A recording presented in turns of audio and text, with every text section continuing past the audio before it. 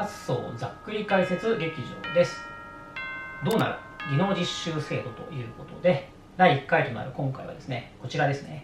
技能実習制度とはということで、現行の技能実習制度についてですね、解説していきたいと思います。はい、でまずは技能実習制度の目的と実態ということで、目的はですね、いろいろ長い文章あるんですけれども、まとめると、人材育成を通じた国際協力ということで、いわゆる開発途上国ですよね。人材を呼んできて、日本の現場で育成してくださいと。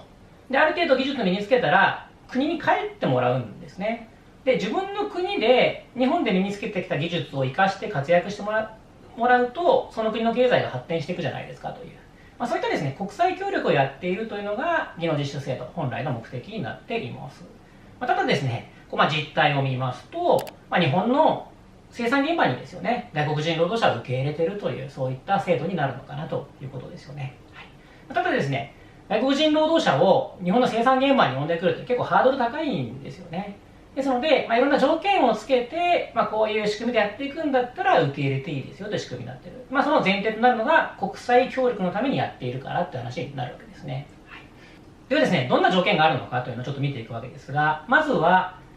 受け入れ期間ですね。そして目標のレベルと書きましたけれども、5年間ただ働いてもらって給料を払えばいいというわけではなくて、一定のレベルに育てていかなければいけないということになります。はい、そして5年間がですね、3段階に分かれていまして、で、1号、2号、3号というですね、区分になってるんですね。でまずは1号ですよね。技能をある程度身につけて、だんだんレベルアップしていきますよという話になるんですが、1号の1年終わって2号に切り替わるときですよね。ちょっとハードルありまして、これはですね、しっかりと検定に合格してもらわなければいけないということになっています。はい、でもちろん2号から3号行くときにも検定を受けてということになるんですけれども、このですね、検定さえ受かればいいというわけではなくてですよね、日頃の仕事なんかをですね、やっぱりそれなりのものをしていただかなければいけないと。単純な作業っていうんですかね、物を運んでもらうだけとか、雑用みたいなものだけっていうのはちょっとそれは想定されていなくて、しっかりと技術を身につけてもらうような、そこにつながる作業をやっていただかなければいけませんので、事前にですね、計画を定めておくんですね。で、その計画通りに仕事をしてもらって技術を身につけてもらいますよという、そんな仕組みになっています。計画を事前に作り込んで申請をして審査を受けると。で、この計画だったら実習生しっかりと技術を身につけられますよねという、その認定を受けないと実習できないという仕組みになっているんですね。はい、ということで、検定を受けて次に進むっていう仕組みになってますから、検定がない職種の場合はですね、実習1年間しかできなかったりするんですけれども、じゃあ逆に2年目、3年目進めるような職種ですよね。どんなものがあるのかというと、こちらですね、移行対象職種作業なんて言い方するんですけれども、もともとは研修から技能実習に移行するなんて話だったんですが、今、実習生が1号から2号に、2号から3号に移行すると表現しています。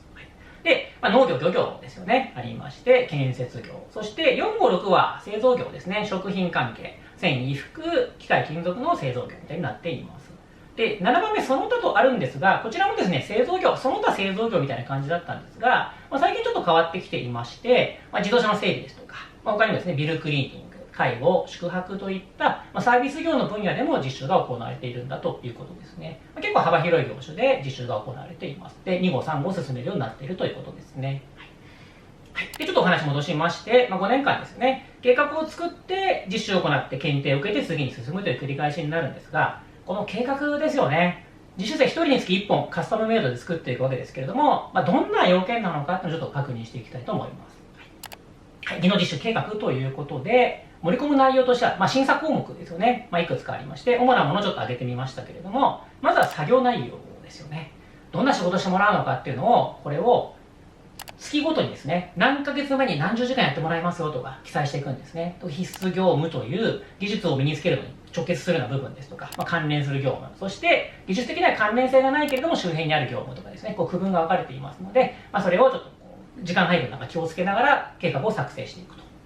そして受け入れ体制、指導者とかいるかですよね。そういうのもありますし、また責任者がいますかとかですね、そういった体制がしっかりしているかっていうのを見られますと。でさらには労働条件ですよね。日本でやっぱり働いてもらって、でお金を稼がなければいけないというのがありますので、もちろん休みもしっかり取ってもらってとかですね、そのあたりの労働条件がしっかりしたものになっているかというのがあります。はい、でさらには寝泊まりしてもらう宿泊施設なんかもですよね、ひどいところに住んでもらうわけにはいきませんので、最低限の基準があったりすると。でその他受け入れ人数の上限とかいろいろあるんですけれども、それを全て基準以上のものをですね、作らないと計画認定受けられませんよという仕組みになっています。ですので、受け入れ企業、中小企業の方々がですね、自分たちで計画作り込んでいくと結構難しいところありますので、これはですね、支援してもらうっていうのが想定されてるんですね。指導を受けるって言い方をするんですけれども、自主計画作るときなんかにも指導を受けながらやっていきますよという仕組みになっています。じゃあ誰からそういった支援を受けるのかというとですね、最後に送り出しと受け入れというですね、体制図みたいなものをちょっと作ってみましたけれども、上が技能実習生ですよね。そして実習実社ということで、受け入れ企業ですよね。この2社が中心になるわけですけれども、下にですね、さらに2つですよね。2人出てきますと。で、これは支援団体ですね。で、右下、管理団体の人たち、これが日本で実習実社ですね、受け入れ企業に対して、技能実習計画作成指導なんかもしてくれますし、で実習生に対して母国語相談やってくれたりですよね、してくれたりすると。で、実習が実際始まった後も、しっかりと技能実習計画通りに仕事ができているかとかですよね、技術が身につけられているかとか、そういったところをですね、定期的に訪問してきてくれるんですね。で、監査をして、で、適正に実習を行われているかどうかなんかを見てくれるという、そういった役割として管理団体というものが右下に出てきますよと。でさらにですね、実習というのは母国側、送り出し国なんて言い方しますけれども、母国側にも支援者がいまして、これ送り出し機関と呼ばれます。でやっぱりですね、母国に拠点構えてですよね、人を集めなければいけないので、日本で働きたい人を募集していますよという、そういったやり方しなければいけないわけですよね。で、働きたいですっていう人を集めて、で、ある程度教育をしてから日本に送り出していくという人たちですよね。なので、教育なんかも重要な役割になりますので、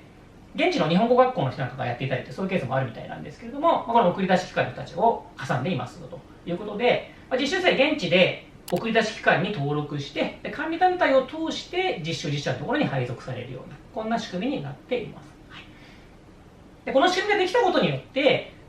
外国人受け入れた経験がなくてもですよね、ある程度支援を受けながら一緒に働いていくような仕組みができているんだということですね。はい、あと特に外国に知り合いがいなくても呼んでこられたり、そもそもですよね、そういった仕組みになっていると。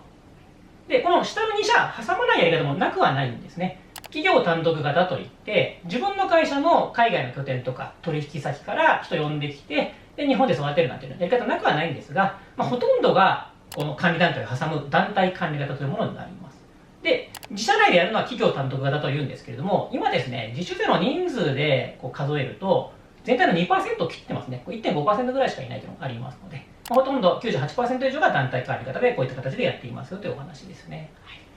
でですね、どうしてこういったやり方が生まれたのかっていうのはですね、これは技能実習制度の歴史ですね、研修制度からつながってるわけですけれども、これを見ていくと、こうやって組合というのができていったんだなっていうのが分かってきますので、そのあたりのお話は次回していきたいと思います。はい、ということで、今回はですね、技能実習制度、現行のものについてですね、概要をお話ししてましたので、